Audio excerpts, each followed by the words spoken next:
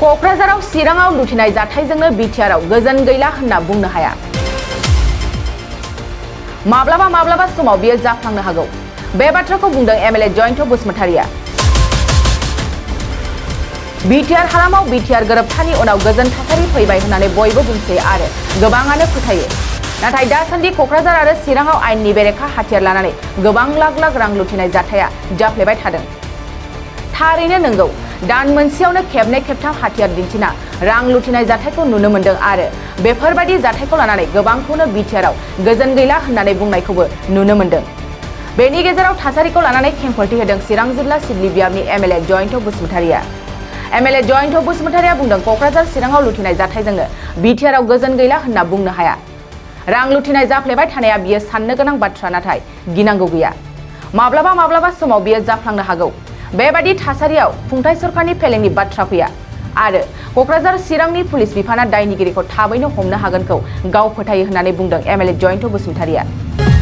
बेयो जोबोद मोनसे दुखु गोनां बाथ्रा जादों जे बिटिआर सुक्तिनि उनाव जोंनि हालामाव जिबायदि मोनसे सान्थि फैबायमोन, दिनै माखासे दुथां आखुनि मानसिफोर जायफ्रानाखि समाजखौ मालाबाबो गोग्गोयै थाजानो लुबैया, सान्थियै थाजानो लुबैया, बेबायदि आखुनि माखासे मानसिफोर थानो हागौ जायफ्रानाखि जोंनि चिराङाव माखासे जाथायफोर खालामबाय थादों।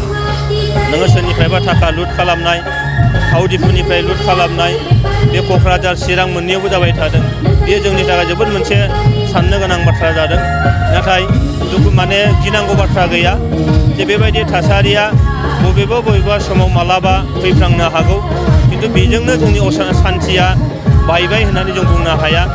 सरकारा थामहिनबा जोंनि प्रसासन बेबस्थाया फैलार जाबाय होननानै जों बुंनो हाया।